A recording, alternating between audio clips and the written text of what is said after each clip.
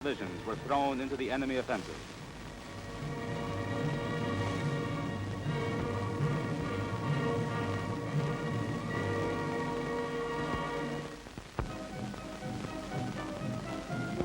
The enemy pressed on towards the Volga and Stalingrad. Their goal was to split the Eastern Front and cut the Caucasus off from the central part of the country. 1/5 of the German infantry and close to 1/3 of the tank divisions were in action here. Over 1 million Hitlerite soldiers.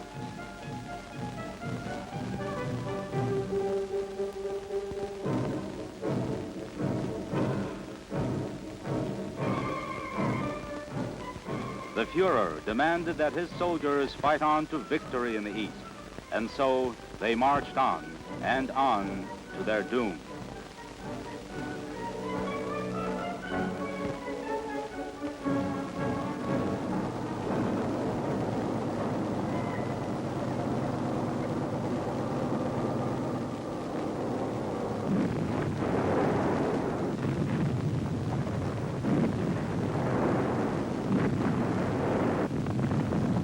Fierce clashes barred the enemy's way.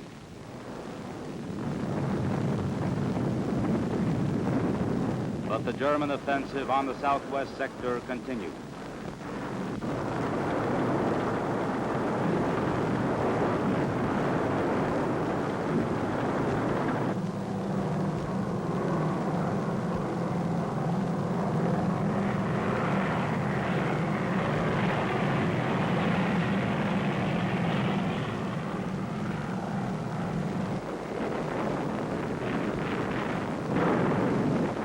Fighting hard and stubbornly, the Soviet troops showed a fortitude that amazed the world, but the odds were too uneven.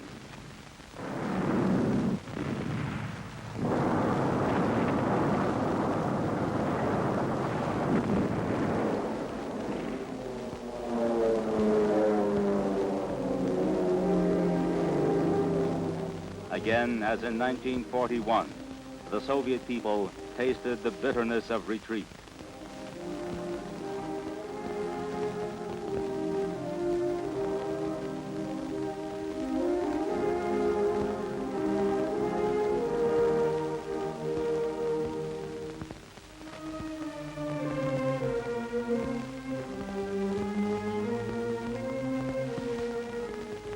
They withdrew to the east to save themselves from slavery and destruction.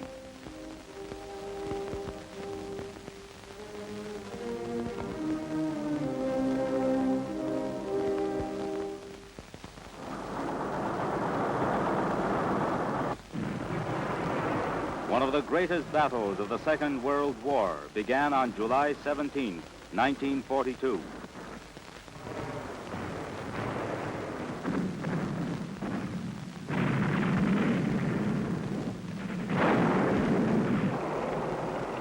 In the second half of July, the enemy pressed the Soviet troops back to the lesser bend of the River Don. A major battle was fought there in the steppes. The Soviet forces fought valiantly, inflicting heavy losses on the enemy. The Nazis called the road to the Volga the Death Road.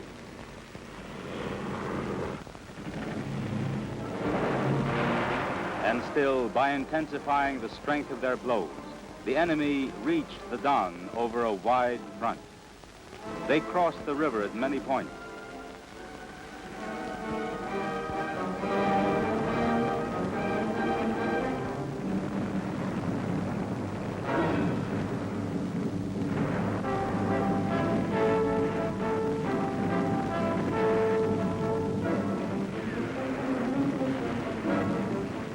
Division after division poured into the steppe country beyond the Don. Meantime, the German fascist command on the Caucasian sector sent units from 3 armies against the forces of the southern front. The enemy was in a hurry to capture the grain of the Kuban, and even more important, the Caucasian oil fields. Bomb blasts and the thunder of Nazi tanks shook the Kuban and Don steppes for hundreds of miles around.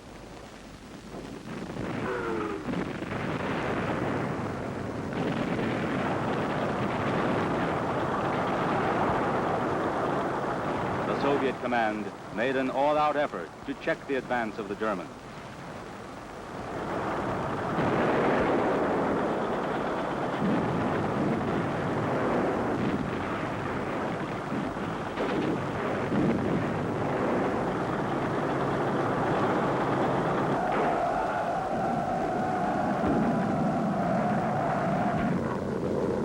At that time, the enemy still had the advantage in the air. But Soviet airmen were fearless in battle. They gave their troops good support from the air.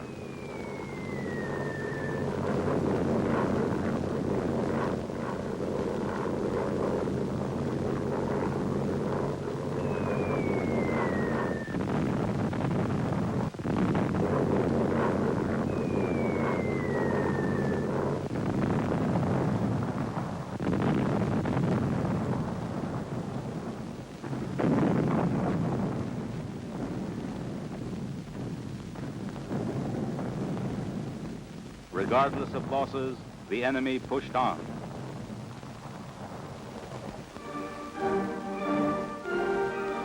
Stalingrad was in mortal danger.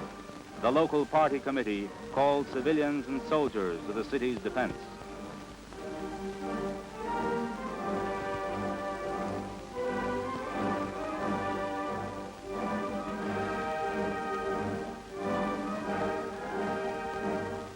Young and old helped build defenses. Day after day, more than 100,000 Stalingraders worked putting up fortifications on the front 400 kilometers long.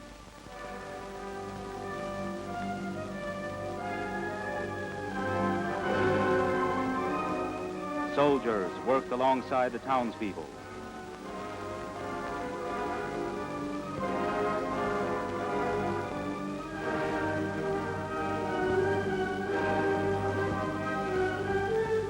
Stalingrad's factories were turned into fortresses. The open hearth shops of the Krasny Oktyabr works smelted steel for the front. Tanks now rumbled out of the gates of the Stalingrad tractor works. German shock troops headed for the city from two sides. The 4th Tank Army had been turned back from the Caucasian sector and was to have attacked from the south, but it met fierce resistance from the Soviet forces.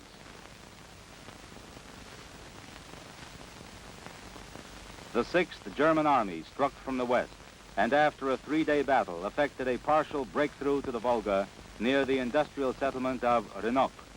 Fighting broke out at the immediate approaches to the city.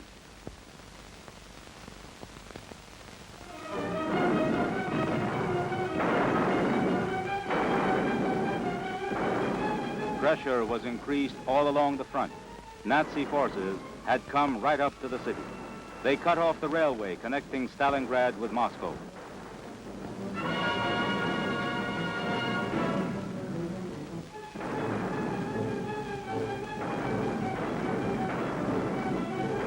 The enemy already had streets and buildings under observation. Victory, the Nazis were certain, was already in their hands. But the Stalingrad Defense Committee and the Regional Party Committee were resolute in their determination to defend the city.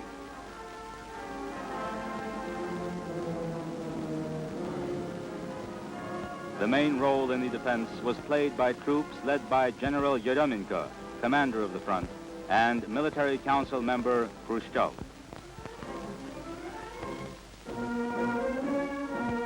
During those critical days, the people of Stalingrad joined civil defense battalions.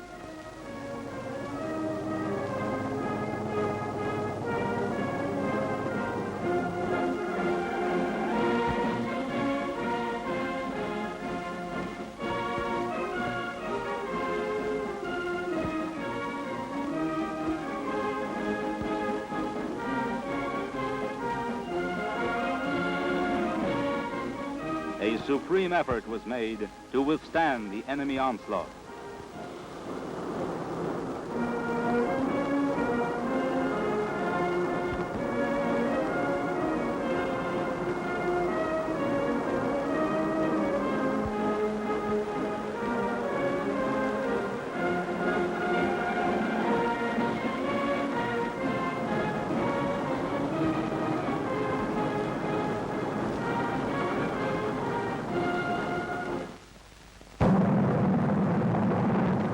The enemy set August 23, 1942, as the date of a